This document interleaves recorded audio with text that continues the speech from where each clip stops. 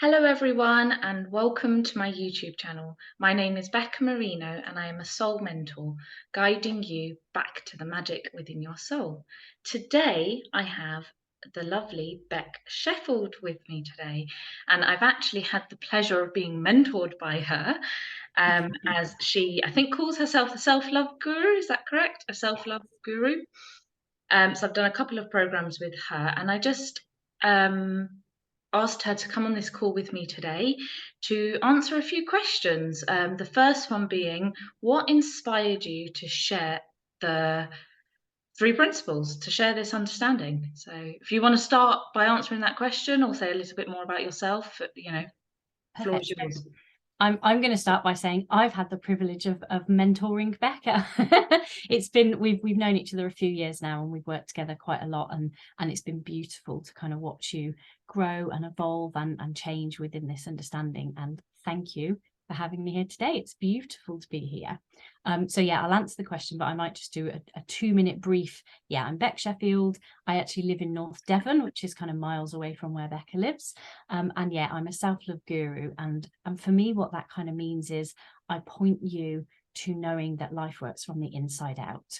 And it was very much that, to kind of dive into answering the question, in fact, that inspired me to want to share what we call the principles.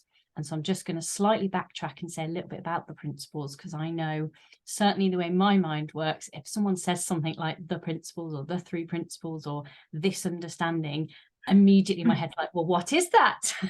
And just to kind of put your mind at rest, it's a very, very simple description of how life works. And I know, because I went and checked this, Becca has a beautiful video on her YouTube channel that talks a bit about what the three principles are: mind, thought, and consciousness.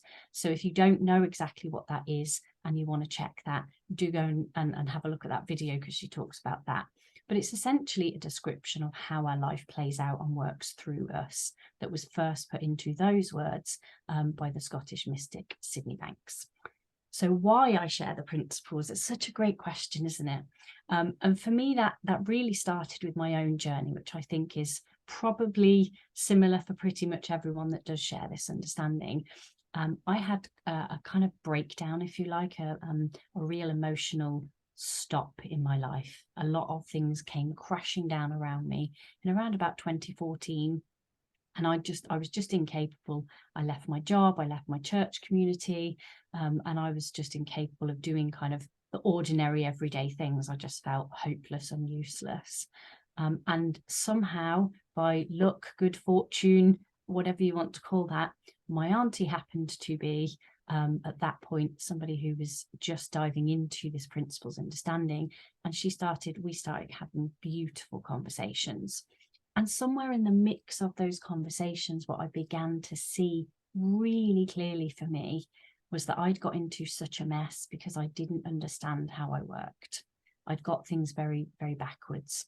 I thought life came at me, and I thought that love came from outside of me. All those things that we're kind of searching for: happiness, peace, joy. It looks like they come from outside. If I have the right relationship, if I have a good job, the right house, the best car, I'll feel all of those things we're looking to feel. What I began to see in those conversations was that all of those feelings were mine to begin with, and I'd made a mess of my life because I'd gone looking for those from the outside, it's a misunderstanding. It'd be, the equivalent of driving a car thinking that a red light meant go. Very quickly you're going to end up in a mess because it means stop.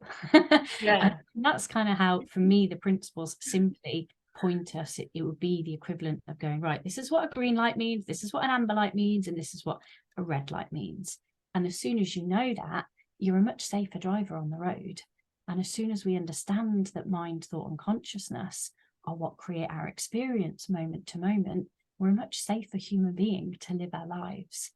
And so as I began to see that for me, it became clear to me that I wanted to talk about that. And I'll give you one example of kind of something that happened that made me go, oh. At the time I was having these conversations, I'd left my job that I was struggling with, and actually got some temporary work at the civil service. And one of the ladies that I worked with at the time, she and I, we kind of made friends and started having lunch together. And she just mentioned to me during one lunch break that her and her husband were having a really rough time in their marriage. And there was a lot of content and a lot of details that, if I'm honest, I can't even remember now. But somewhere in the middle of that conversation, I noticed myself saying stuff to her that Auntie Deb had said to me.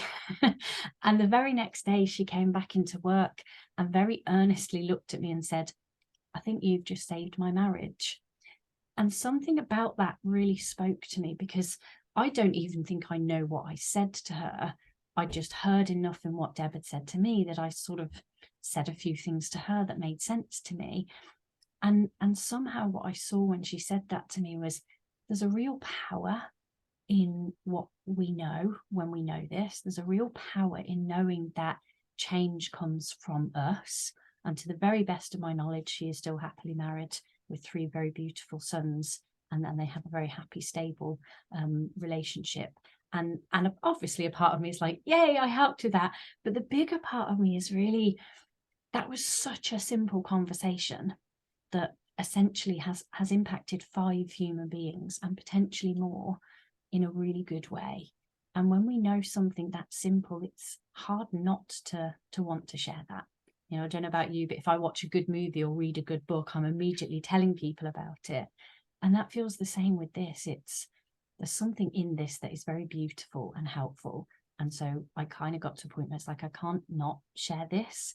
And for me, that evolved into a business, and that might not be what it is for other people. And that's perfect. How this occurs to us to live and share will be individual. But so I think that answers your question, Becca, but feel free to ask a Yeah. bit more about any of that. But that's it. Yeah, no, that is beautiful. Thank you so much, Beck. Just listening to you talk is, there is a magic in sort of rehearing this. I've known this for, I think, 5 years now. I've been around this understanding and sharing for the past few months.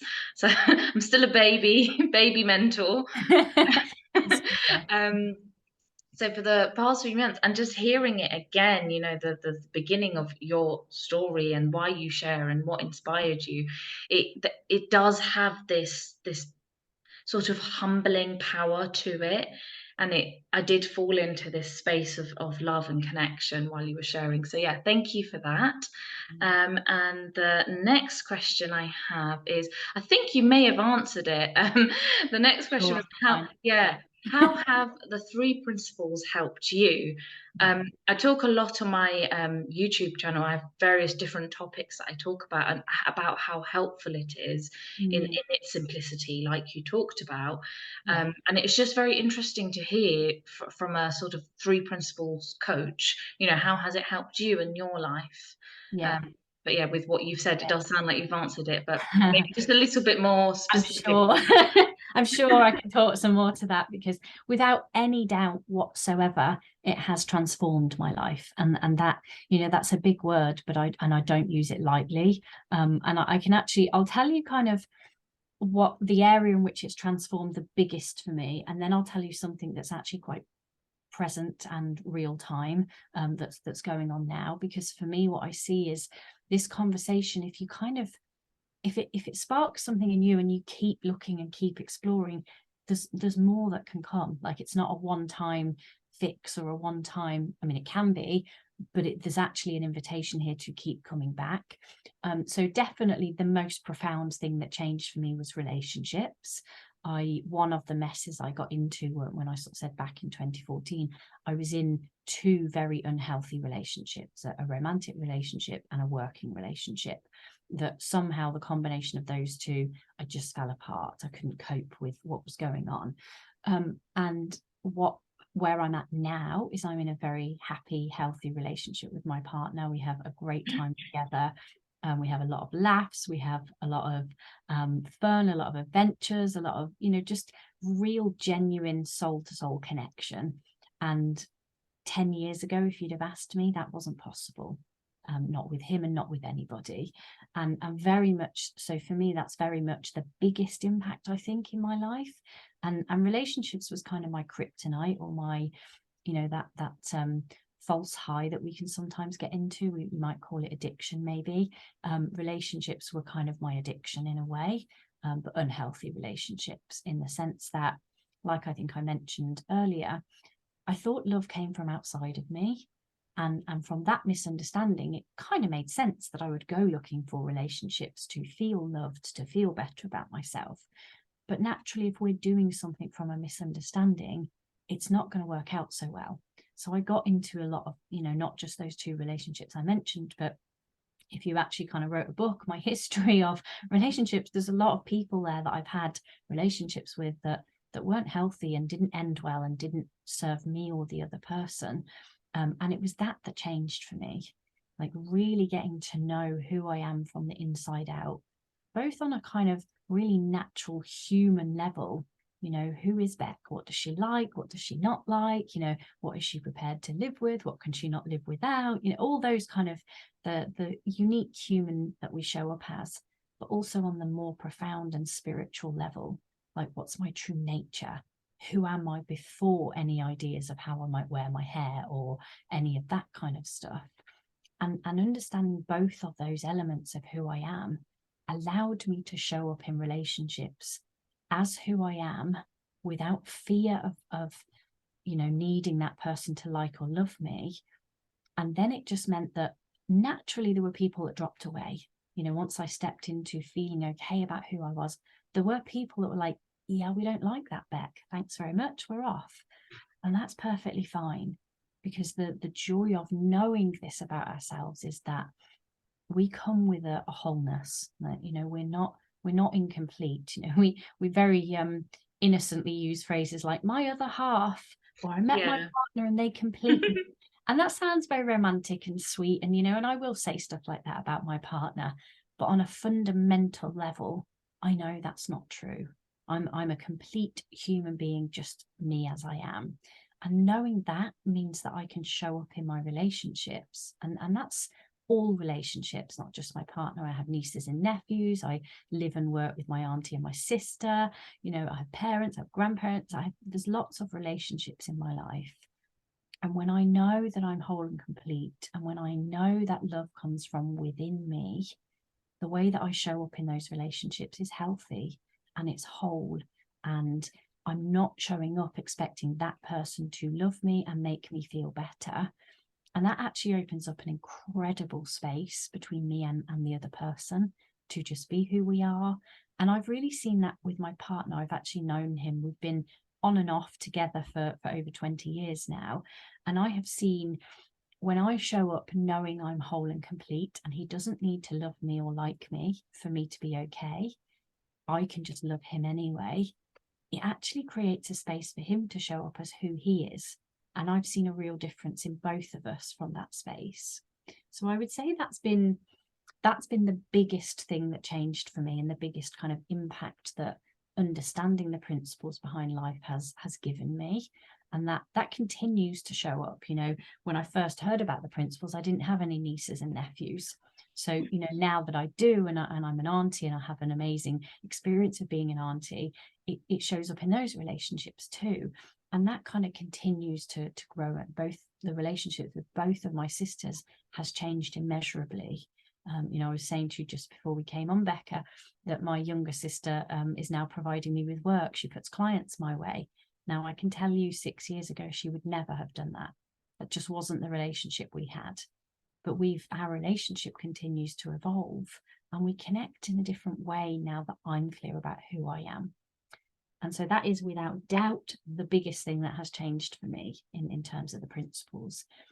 So I've got a bit more to say, but I want to kind of hand back to you and just, is there anything you want to bring back in there? Yeah, no, that is amazing. And it is that, a lot of people talk about self-love, and you can't love anyone else until you love yourself. But Yeah. I feel like a lot of people don't fully understand what that means. Um, That the whole loving yourself first and foremost is the most important.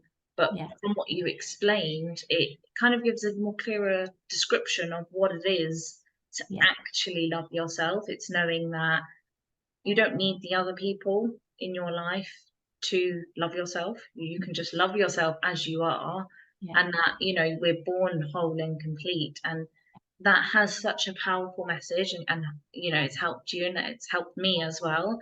And I'm sure it's helped a lot of other people.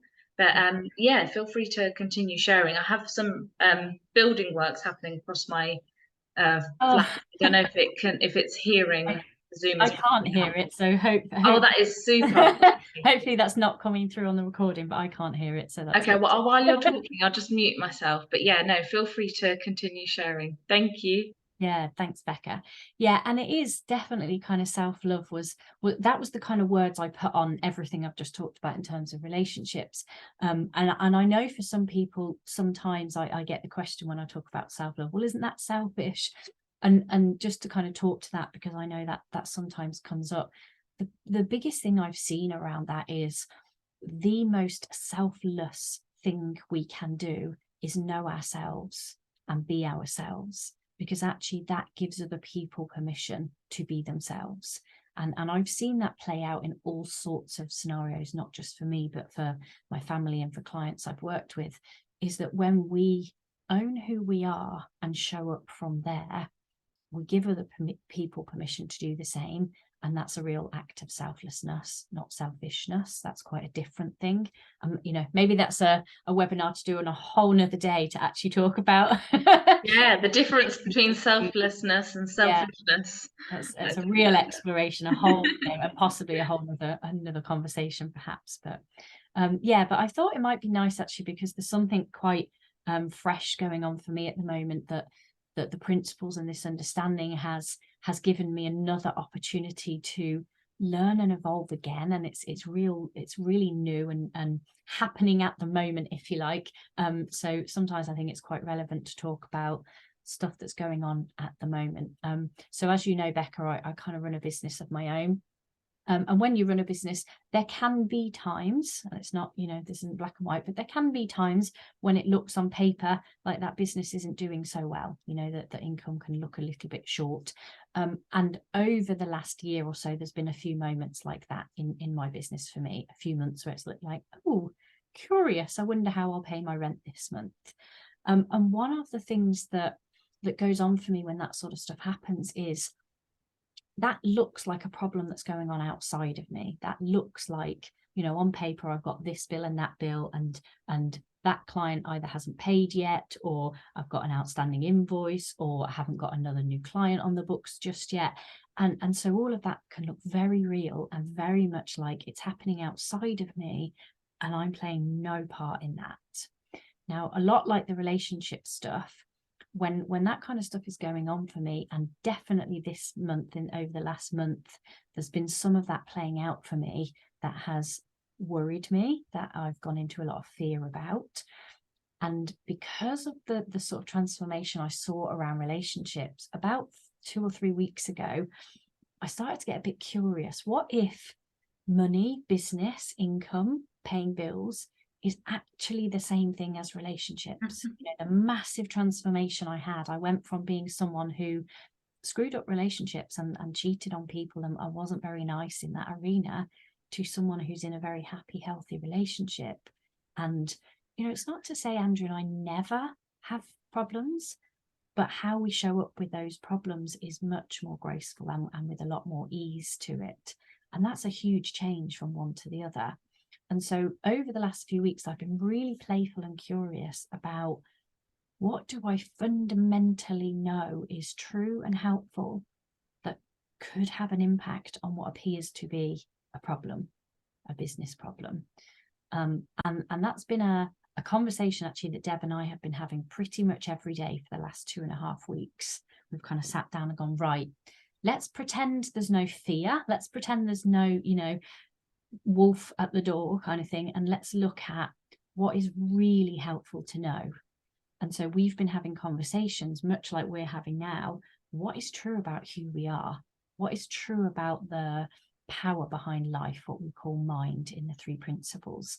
What are the attributes of mind that are helpful? And we have just spent a period of time every day being in conversation about what the power of mind is capable of. It's limitless, it's divine nature, it's ordinary and perfect and steadfast. And we've actually got a whiteboard that's in the office here. You can't see it on the screen, unfortunately, but we've made a kind of whiteboard with different color pens of all the things that we understand the power of life is. and how that lives through us, and then purposely spent time every day reflecting on that rather than getting into the details of the potential problem. And in the space of 2.5 weeks, masses of things are shifting in our business. We had an outstanding invoice that got paid, regardless of the fact that we've been chasing them for weeks. I stopped chasing them and looked instead to the power of mind, and the invoice got paid. I've had Deb's kind of working on a new program at the moment, and already she's had a lot of sign-ups, and just things are shifting in our business that 4 weeks ago looked not even impossible, but didn't even look like they existed as solutions. And all of that has come from us looking to the power behind life. How does life actually work? Is it at all possible that there's a problem here that I'm not a part of?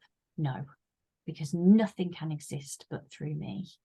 And that's the power of the understanding of the principles. And already some stuff is changing and shifting for us around that. And that's huge, because if I went to almost anybody else outside of a principles understanding, they might sit me down and try and work out a financial plan, a new business plan, a way of drawing in income, a way of chasing invoices, and all of that might be very practical and helpful. But if inside me, I don't know the power behind life and I'm not looking towards that, I can't do those things anyway. I'm in fear, and that stops us from taking it, or we take action that's not so healthy. And so very much a real live transformation that's happening through me right now is seeing that whatever it is we're up against, relationship problems, money problems, business problems, car problems, house problems, hair problems, it just doesn't matter. It can be the silliest to the apparent most serious. If we can bring ourselves back to knowing there is a power behind life that lives us, and look at that rather than at the content of the problem. And it's not about denying that there's a problem. It's not a burying your head in the sand option. This is about going, right, this appears to be a problem. So where can I look for a solution? And there's only one place for solution, and that's the power behind life. And that's the thing that has transformed for me, is that, I mentioned very briefly that I left church when I had these problems, when everything went wrong for me about 9-10 years ago. Never once when I was at church did I truly look to the power behind life, which, there's maybe an irony in that. But what I see now is the biggest thing that has actually changed for me is that I understand the power behind life, and I can come back to knowing the truth in that brings me to a place of peace. And from peace, I might take action. From peace, it might occur to me to reach out to someone and see if they need to work together. Anything can occur to us from that space, because we're open-minded by that point. Once we're looking to the power behind life, our mind opens up and all sorts of things look possible that didn't before. But that is, without doubt, the biggest thing that has changed for me, is seeing that we can look to the one source, the one power behind life, and from there we just become open-minded, and everything becomes possible. So I think that's probably the biggest thing that's changed for me. Yeah, it's amazing. I do feel it, and I've seen it in my own life and my own experiences to know it's real. But Yeah, for somebody watching or listening that doesn't know about the three principles, or has just listened to this for the first time, they could be thinking, yeah, that's okay for you. yeah, That's okay for you, Beck, and that's okay for you, Becca. You have all these magical fairy experiences. yeah, What about me and my life and my problems? I can't just turn to this higher power and expect my bills to get paid, or I can't, turn to this higher power and expect my children to start listening to me. yeah, What happens with someone with that kind of sort of mindset, and if they're in that space, which actually really helpfully brings me to my final question, my third and final question: who are the three principles for? yeah. So to kind of answer both questions in one, then, is essentially the principles is for anyone that's alive. So ask yourself the question, are you alive? If the answer is yes, the principles, they're for you, because the principles they're not an application of how to have a better life. They're a description of how life is happening through you. And that's true. It's we often in the principles world talk to universal laws such as gravity. We know that gravity is just working. Whether you know about gravity, whether you consider gravity when you pick things up, whether or whether you're the person that's taking gravity to work out how to get a space shuttle out of the atmosphere and off the planet. Whatever capacity and understand gravity, regardless of that, gravity is just working. Like right now, if I picked up, I haven't got a pen, I was going to demonstrate, but I haven't got a pen nearby. So you'll just have to take my word for it, or try this if you like. If you let go of a pen, it will drop. And that will happen whether you've had a good day, a bad day, whether you've murdered someone, whether you've been the kindest, whether you're Mother Teresa. It simply doesn't matter where you are, who you are, what you've done, what you think you might do. Gravity will work regardless. That's a universal law. And the principles that we're pointing to, the other word I sometimes use is constants. Like gravity, they're constant, whether we know it or not, whether we've been good or not, whether we think we've been bad or not. They will just be playing out through you. So the kind of simplest answer to who are the principles, anyone and everyone, if there's something in you that feels like you want to have a better experience of life, you're struggling with something, you're up against something, you think maybe there's more to life than this, then to me that is already your own internal invitation to look at what that could be. And I would invite you to look here at what we're talking about, and to kind of answer what you were then sort of saying, okay, here you Bec, that sounds great, that's all good for you because you've known this for a while now, but what about me and the bills I've got to pay, or the children that are causing me problems? And definitely for me, that's first off, let me be really clear. I hear you. 4 weeks ago, if you'd have said to me, even with everything I appear to know, if you'd have said to me 4 weeks ago, this apparent problem you've got with paying your bills this month, Bec, the way to solve it is to just look at a whiteboard with words on it that look really good about how life works, I would have laughed. In fact, I wouldn't have laughed. I might have cried, in fact, because that looked really serious and problematic to me. And that, I know these principles inside out because I talk about them all the time, but that didn't look to me like where the answer was for a little while there. And yet for me, what I see now is that is the only place the answer can be. And I guess if that sort of hits up for you and is like, well, maybe, maybe not, my question here would be, what have you got to lose?